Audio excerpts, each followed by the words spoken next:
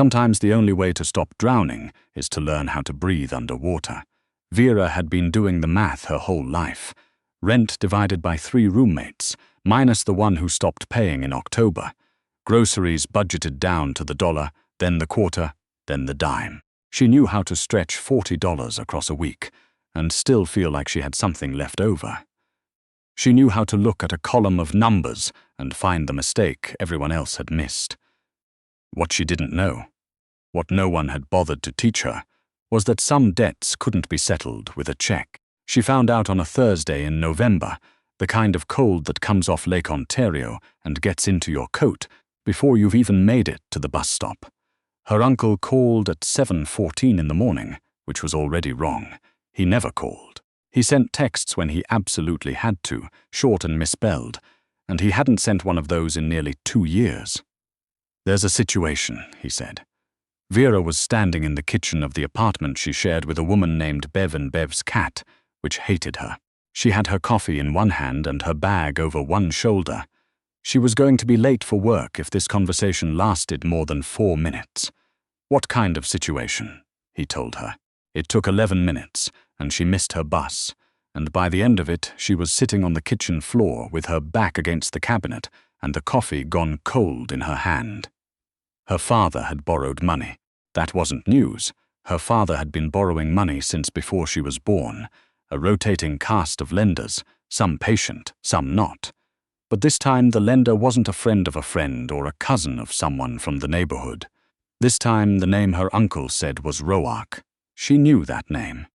Everyone who'd grown up in that part of the city knew that name.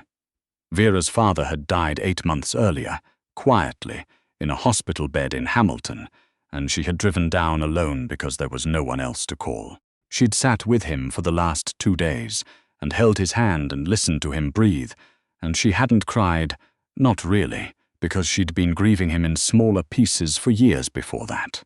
The man in the bed had been the last piece.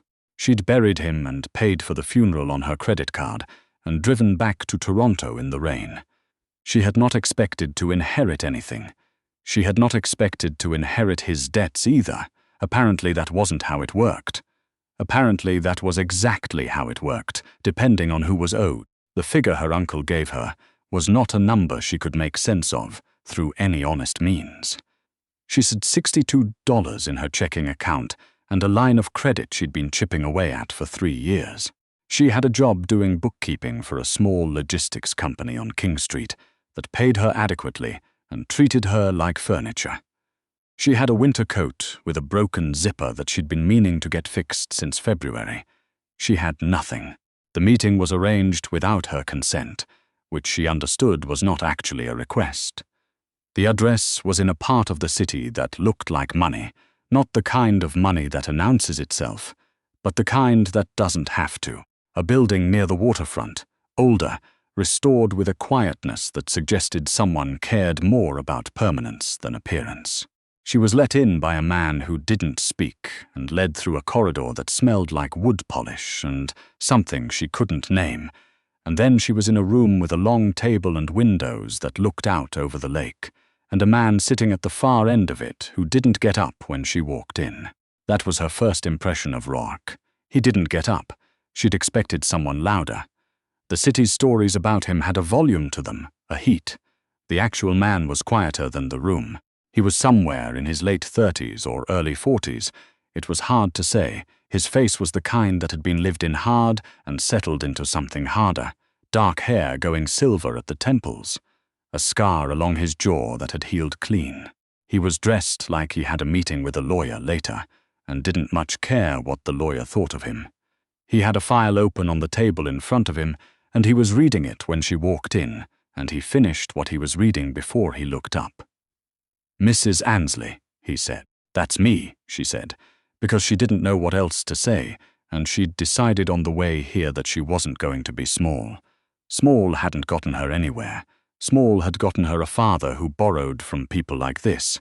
He gestured to the chair across from him. She sat. He said, "Your father owed this organization a significant amount of money. I know. I was told the principal, plus interest accrued over 14 months. I know the math." He looked at her then. Really looked, the way people don't usually look in professional settings, measuring something she couldn't identify. Do you? I do. I've been doing other people's math my whole life. I know what the number is, and I know I don't have it, and I know that's why I'm here. She folded her hands on the table. Her knuckles were white. She hoped he couldn't tell. So what is it you want? There was a silence. Not uncomfortable. At least not for him. She got the sense that Roark was a man who was comfortable in silences in a way that other people were not, that he used them the way other people used words. I want someone who can read a balance sheet, he said finally. She hadn't expected that. I have an accounting problem, he said. Several, in fact. The person who managed them is no longer available to me. I need someone competent, discreet, and motivated to be both. He closed the file. Your background is in bookkeeping, logistics company. Small operation. Before that, tax office, 2 years. Before that, a property management firm that turned out to be doing something interesting with their rental income, which is why I left.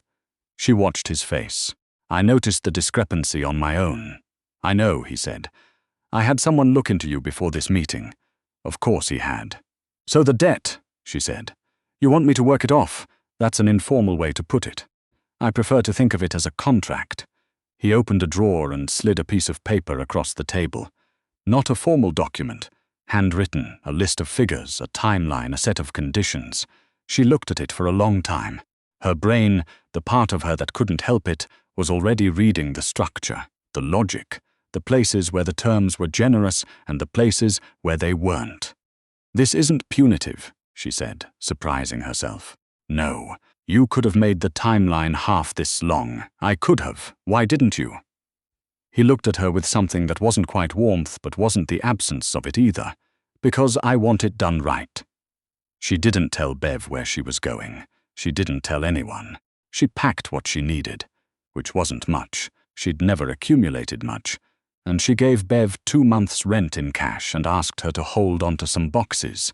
And she moved into a room in a building that belonged to Roark's organization, on a floor she later learned was called the 4th floor by everyone who worked there, but which wasn't actually the 4th floor of anything. The work was real. That was the first thing that surprised her. She'd half expected something theatrical, a desk in a basement, a single lamp, someone watching over her shoulder. Instead, she had a proper office, clean and spare, with a decent computer and access to files that made her eyes go wide the first time she opened them. The scale of what moved through Roark's organization was not something she'd been prepared for. It wasn't chaos. It was almost the opposite of chaos. It was a system, intricate and deliberate, built by someone who understood that money had its own grammar and you had to be fluent to move it safely. But it had gaps. Old gaps in some cases, the kind that come from years of small errors compounding quietly in the background. She found the first one on her 3rd day. She almost didn't say anything. She sat with it for a full afternoon, running the numbers 6 different ways, and every time she ran them they came out the same. Then she went and knocked on the door of Roark's office, which no one had told her she could do, and when he said, "Come in," she went in and put a printed page on his desk and pointed to the line. He looked at it. He looked at her. "How long has that been there?" he said. "Best estimate, 4 years. Another silence. "Sit down," she sat. They spent 2 hours going through it together, and she learned that Roark was not a man who pretended to understand something he didn't, that he asked questions directly and listened to the answers without interrupting, and that he had a mind that moved in straight lines even when the problem didn't. She also learned that he drank his coffee black, and kept the room several degrees cooler than was strictly necessary, and had a habit of tapping his pen against the desk when he was thinking. 3 taps, pause, 3 taps, pause, as regular as a metronome. When they were done, he said, "This is why I needed someone competent. I told you I was. You told me you were." There was something almost dry in his voice. Not quite a joke, not quite not. She went back to her office. She didn't know what to make of him, which was unusual. She was generally good at reading people, had learned early that it was a survival skill, that you had to know who was reliable and who was performing reliability. Roark was neither, or he was both. She couldn't tell. He was the most unreadable person she'd ever sat in a room with, and she'd grown up around people who made their living being unreadable. The months passed the way months do when you're working, in weeks that feel slow and looking back that feel fast. She found 6 more discrepancies over the first 3 months, some small, one significant. She documented all of them, the same way she'd always documented everything, in clear language with clear numbers and clear recommendations. She did not embellish, she did not soften. She wrote what she found and let the math speak. Roark read everything she gave him. She knew because he came back with questions, always specific, always the right questions. He never praised her work directly, but he started asking for her read on things before the problems had fully surfaced, which she understood was its own kind of praise. She was not comfortable. She didn't let herself be comfortable. She knew what this place was, what the work funded, and she kept that knowledge present the way you keep a bruise present, by pressing on it occasionally, reminding yourself it's real. She was not here because she chose to be. She was here because her father had made a choice, and she was the one left carrying it, and the only dignified thing left was to carry it without pretending otherwise. But there was a woman named Tessa who ran something called logistics coordination on the 3rd floor, the actual 3rd floor, who had a habit of leaving coffee outside Vera's office door on mornings when the work was heavy. There was a man named Quillen who handled security, and who once stopped her in the hallway to tell her she'd walked past the same door 4 times and asked, with what she could only describe as reluctant kindness, if she needed help finding something. There was a rhythm to the building, underneath everything, the kind of rhythm that exists in any place where people work together towards something, and she was part of it before she'd made any decision to be. And there was Roark. She couldn't explain what shifted, or when. It wasn't a moment, it was an accumulation, the way weather changes not in an instant but in a long, slow pressure until one morning you look out the window and it's different. He brought her into strategy meetings because, he said, the numbers had to be in the room. He listened when she disagreed, which she did, more than was probably wise. Once, in a meeting with 3 other men who kept speaking over her, he said her name once, quietly, and the room went still, and he said, Vera was speaking. Just that, and then looked at her and waited. She finished what she was saying. She didn't sleep that night. The problem arrived in February, the way problems do, without warning and at an inconvenient hour. A message through a channel she hadn't known existed, relayed to her through Tessa at 6 in the morning, that someone outside the organization had obtained information. Not financial information. Personal. Something about her past, her family, the precise circumstances of how she'd come to be here. And the implication, clear if not stated, was that this information was being held over her as leverage, that someone expected her to use her position to feed them what they wanted. Vera sat with this information the same way she sat with every problem. She ran the numbers. Her options were comply, in Gikutz she became something she was not and never had been. Run, in which case she broke a contract with a man whose organization she'd spent 8 months helping to understand from the inside, which was not a position she wanted to be in. Or tell Roark. She went to his office at 7 in the morning. He was already there.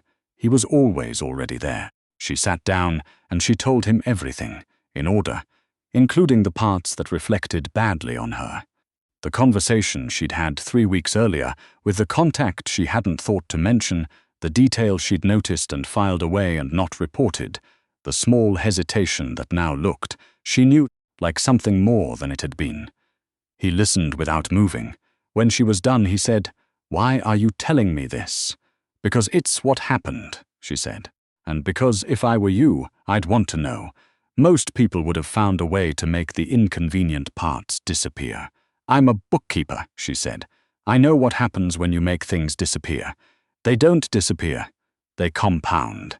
He was quiet for a long time. The early light was coming through the windows over the lake, grey and flat the way February light is, and she was very tired and very awake at the same time, and she didn't look away from him. "All right," he said. "All right, I'll handle the external situation. You'll stay on contract." He paused. The hesitation 3 weeks ago. You knew something was off. I suspect. Why didn't you say anything? Because I wasn't sure, she said. And I've learned not to burn things down on a suspicion. I wanted to be certain, and now you are. Now I am. He nodded once.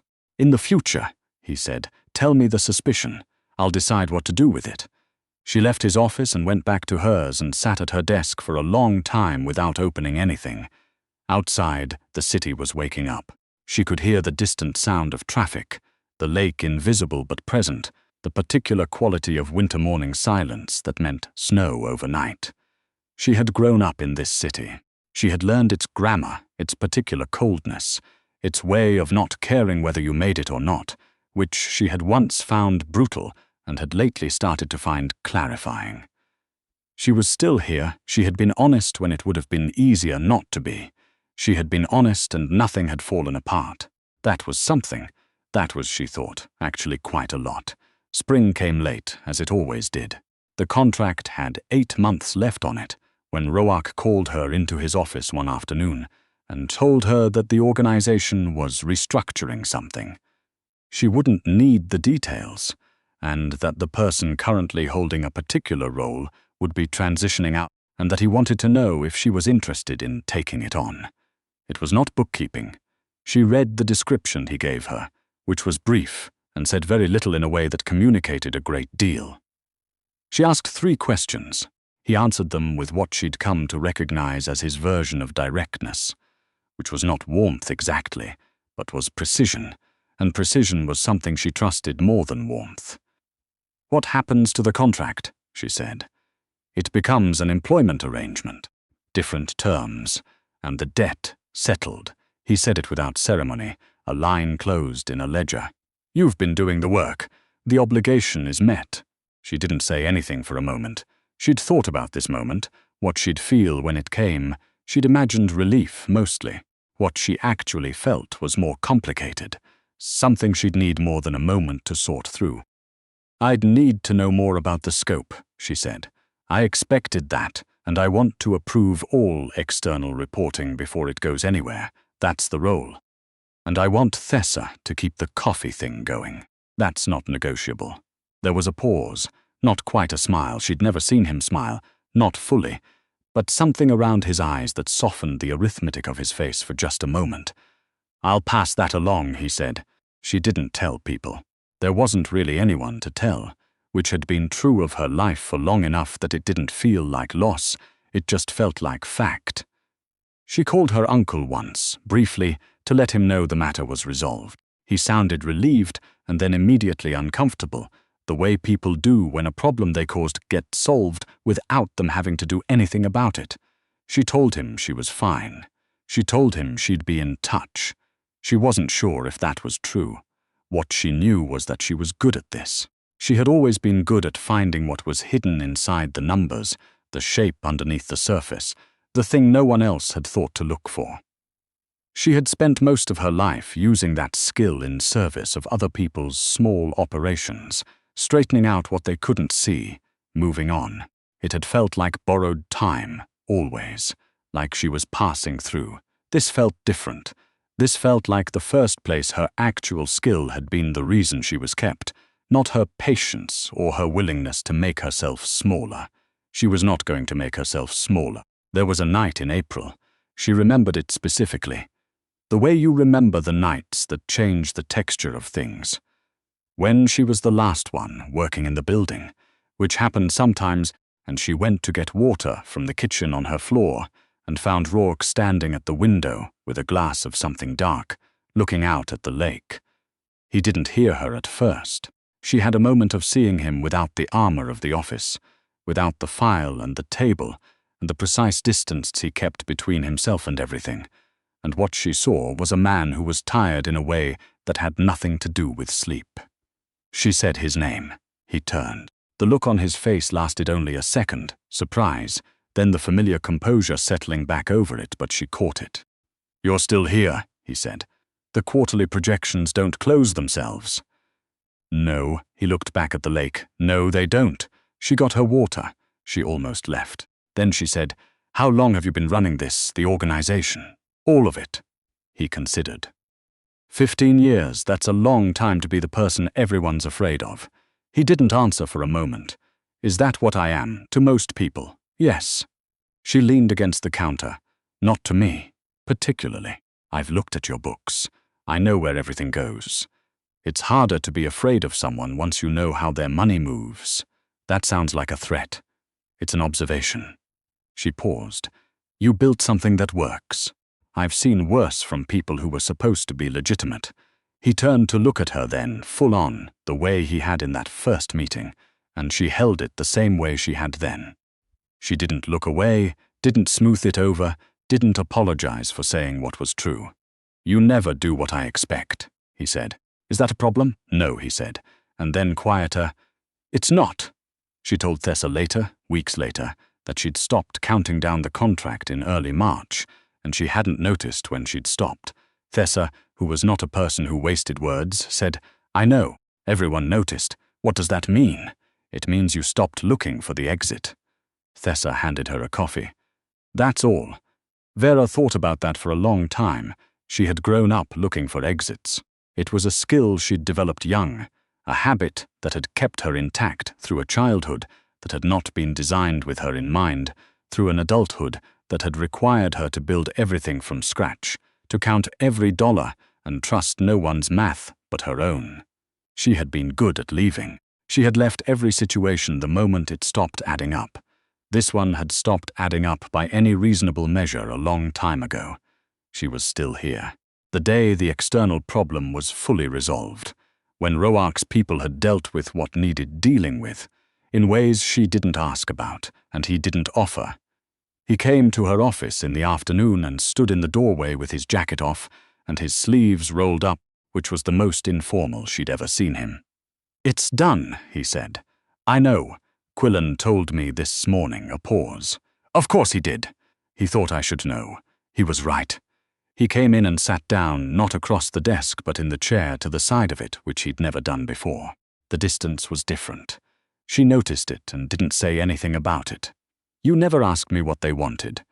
The external party. I assumed you'd tell me if it was relevant. It was relevant. She put down her pen. Okay. They wanted the cash movement projections for the next 2 quarters, which you built. He looked at her steadily. They thought you'd be easier to leverage than anyone else in the organizations because you came in under obligation. They thought you hadn't chosen to be here. I hadn't. No, he said. But you stayed. She let that sit for a moment. Outside, the city was doing its April thing.